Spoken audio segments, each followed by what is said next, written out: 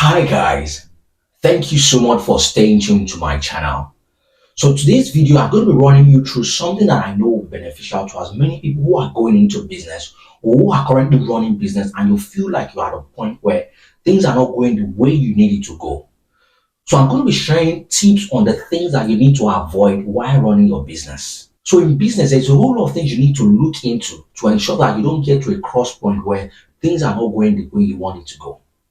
So if you are here to subscribe to this channel, kindly hit the subscribe button and turn on your notification bell so that you can get as many sales tips that will help you to improve your business and generate more revenue for that business.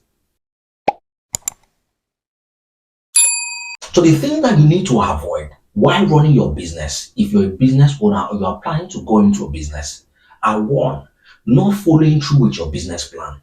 So a business plan is a plan that helps you to create a sustainable structure that helps you to be able to differentiate yourself from competitors. A business plan gives you a full picture of that business and helps you to be able to navigate all the different stages that the business will go through. And one of the things you will realize is that if you don't follow your business plan, you might miss a lot of opportunities, you might waste resources, and ultimately it can even lead to business failure. So for you to avoid not following through with your business plan, here are things that you need to consider. First of all, you need to ensure that that business plan is actually smart. So what I mean by smart is that the goals are specific, they are measurable, they are achievable, they are realistic, and they are time bound. These are things that you need to consider while setting that business plan, because this is the only thing that will help you to be able to check through on the milestones that you're achieving and help you to put the necessary structures to ensure that that business is going as it should. The second thing that you need to also do is to ensure that you communicate that business plan to as many people that you know will be involved in carrying out one thing or the other. So a lot of times I realize that a lot of people don't actually communicate effectively to the people that are going to be working with them. So the plans that they have in their mind, people don't help them to implement it the way they've seen it. And so this might hinder them from being able to carry out that business plan the way it should. Then the third thing that you need to ensure is that you ensure that that business plan actually has accountability system. So an accountability system will ensure that everyone that is involved actually does all that they need to do. And there's a system that helps to checkmate what they are doing. Because without this, you will not be able to follow through on the things that the plan has actually been stated to do. And people will be doing whatever they like, especially for people who get to hire people at the initial or at the particular point in the business. The second thing that you need to avoid is to avoid spreading yourself too thin. A lot of times when you start a business, one of the things you realize is that so many people try to push out a lot of product or a lot of services at the initial. And the challenge with this is that when you try to push out a lot of product or a lot of services, you might not be able to know which one is really, really doing well. And you might not be able to know where to channel your energy so that you can generate and consistently improve on what you're doing. So one of the things you want to sit down to do is that you want to look at all the products and services that you are currently pushing out and look at the one that is currently generating the revenue that is carrying the business. And you might want to focus a lot more energy into it. And as you focus a lot more energy into it and you learn lessons and you see the successes in it, you might be able to diversify into other areas. So a lot of times it's always advisable to focus on one product first. And as you grow into it, you begin to channel into other areas. And this is one thing that a lot of business owners also always make that mistake. Or people who go into business might also make that mistake, thinking that if they push out a lot of products, they'll be able to achieve success in them. Then the third thing that you also need to avoid is not hiring people when you need to. So as an entrepreneur, it's understandable that when you start your business, at that initial stage, you're the person who is doing everything. You are the operations person, you are the sales person, you're the manager, you're the cleaner, you're the one running everything as you should. But at a particular time in the business, you will need to realize that there might be a need for you to bring in someone to work with you, either on a contract basis or on a full-time basis. And how do you know when you need to bring in someone to work with you? There are times as the business grows, you begin to realize that there's a whole lot of demand for your products and services beyond what you can do by yourself. And there's a whole lot of things that you need to do as a business owner that you are not able to do because you are the only person running the business.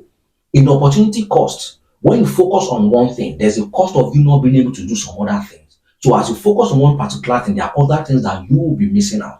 So what that means is that as the business grows, you need to realize that at a particular point in time, as there's a whole lot of demand for your product and services, you need to consider bringing in people who will be able to help you to push the business further. The other thing you need to consider is that when you don't have time for yourself, so this often happens when there's a whole lot of demand for your product and services.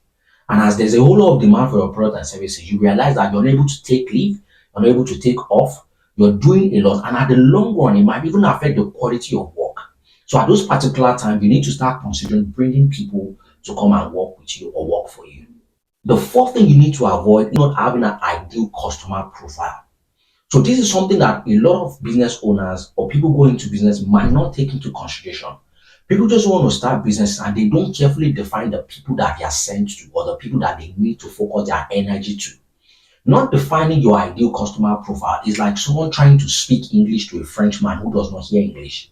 No matter how much you speak the English to the person is not going to hear you. So what that means is that no matter how much you push that product to the people who are not your ideal target, they are not going to buy because that's not the people that the product is meant for. So as you start the business or as you are currently running the business, you need to check who are the people that your product is meant for. Are those the people that you are targeting? Because this will also help you to be able to define the marketing strategy that you need to push out to them. The fifth thing that you need to avoid is not having a sales and marketing plan. A lot of times I realize that people start businesses. They fail to have a structure that caters to their consistent marketing and sales plan. And this is something that always affects them on the long run because you might see yourself doing a lot of operations, putting on in a lot of energy into that business, but you don't actually have a system that continues to help you to generate leads and bring in customers into that business. So what happens is that you have customers at a particular time. For another season, you don't have customers because there is no structure to bring in customers. So this is something that you also want to ensure that you factor in your plan and you have it going on consistently on a regular basis. Because without having sales, there's no way the business is going to generate revenue. And as the business doesn't generate revenue, the business is going to die someday. So this is something that you need to consider as you run that business.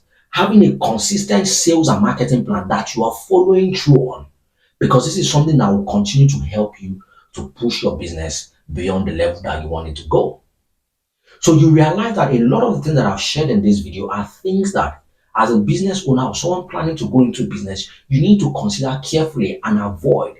So if you're at a phase right now where you are actually at a crossroad and things are not going the way you want it to go, you might sit down and look at some of the things that I've said and check which of these things I might not doing or which of these things have I gotten myself into and I need to stop or I need to get into and begin to do. And as you do this, you begin to see the changes that will begin to happen in your business. So if this video has been very helpful to you, kindly drop your comments in the comment section below. And if you have any suggestion on how we can improve this channel, kindly also share in the comment section below.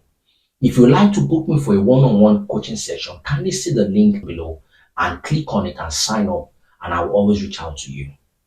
Thank you so much for staying tuned to today's video. See you next time.